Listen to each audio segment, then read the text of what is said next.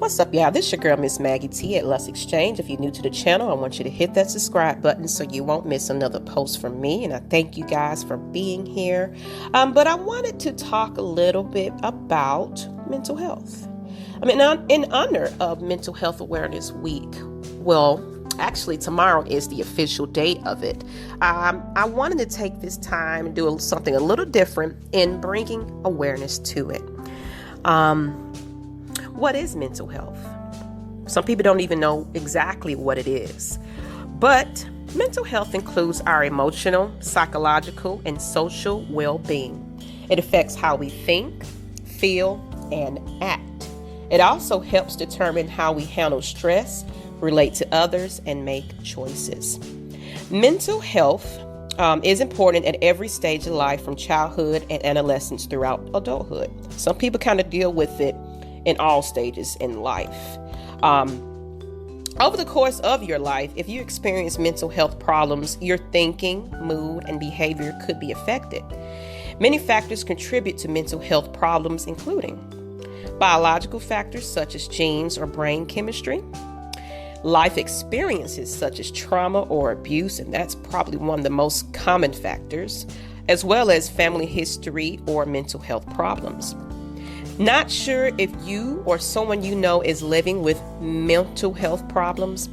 I have a couple of early warning signs to kind of give you guys, such as eating or sleeping too much or too little, pulling away from family and the usual activities, having low or no energy, feeling numb or like nothing matters, having unexplained aches and pains, feeling helpless or hopeless, smoking, drinking, or using drugs more than usual to kind of mask the feeling unusually confused, forgetful, on edge, angry, upset, worried, or scared. Sometimes all of that in multiple ways of emotions. Yelling or fighting with family and friends, experiencing severe mood swings that cause problems in relationships, having persistent thoughts and memories you can't get out of your head, also hearing voices or believing things that are not true, thinking of harming yourself or others, as well as the inability to perform daily tasks like taking care of your kids or getting to work or school. Now, I have a few things that you can do to kind of maintain positive mental health. Includes getting professional help if you need it. Not necessarily that's required all the times, but there's some other things such as connecting with others, staying positive, getting physically active, helping others, getting enough sleep. Sometimes you never know how much sleep can help your body just kind of resets itself and you just kind of feel better the next day. And being active, like I said, sometimes when your body feels good, you're in better shape. That also helps your mental. Developing coping skills. That's definitely another one. Basically finding ways to help yourself sometimes, especially if you recognize it as an issue. Sometimes we have to kind of do our research, look for tools and things that we need to kind of get better. Because self-love and self-treatment may be the way to go. Everything doesn't require seeing a therapist. Everything doesn't require medication. There are some self-soothing things that you can definitely practice. Some things I do sometimes. Music is a huge factor in my life. I will just set the mood. I'll have a couple of candles. I might get some, I'm real big on lavender scents and maybe even scents that, kind of brings stress, like chamomile, just things of that nature. Sip some good tea, dim your lights, kind of sit back and just be away from everybody for the moment and just meditate. Get your thoughts together.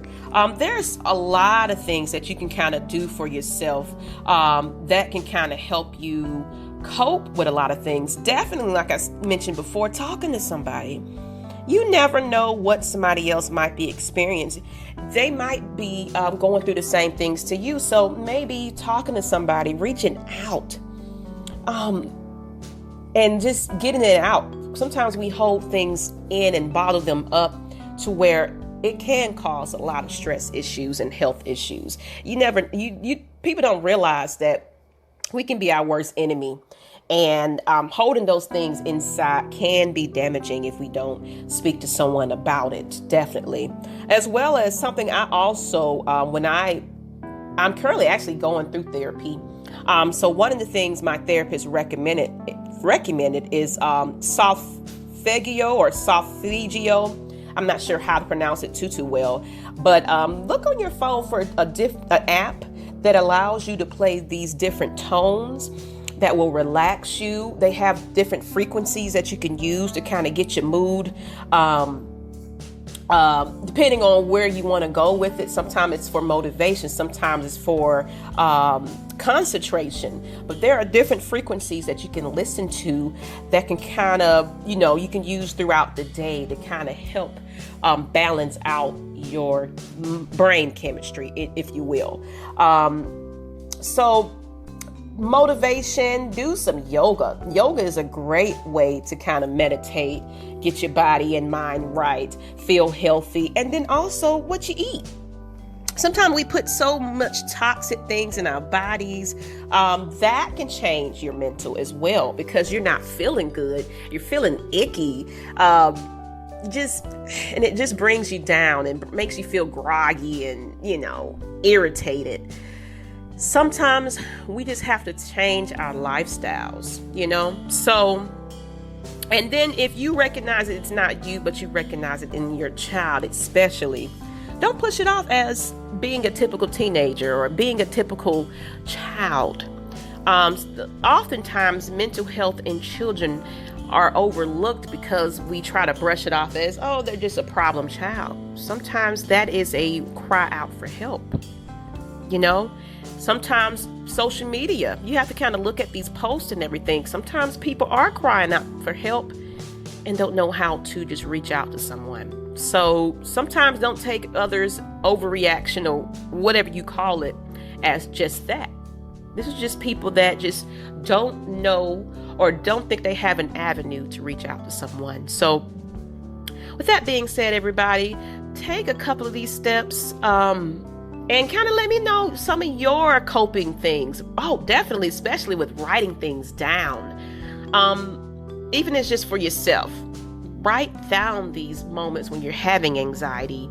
Talk through it for yourself. Just write it down and recognize what's causing these anxiety problems, and recognizing it for what it is and finding ways to just breathe, and just kind of cope through it.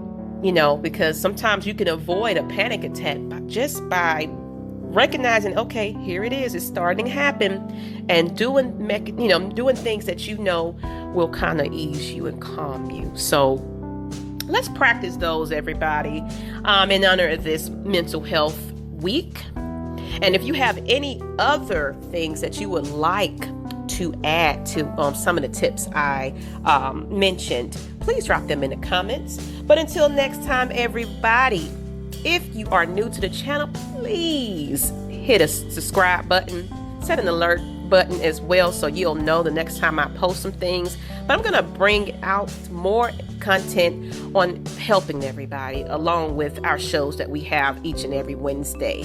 So I appreciate you guys for listening. And till the next time, this is Miss Maggie T with Lush Exchange, and I'm out.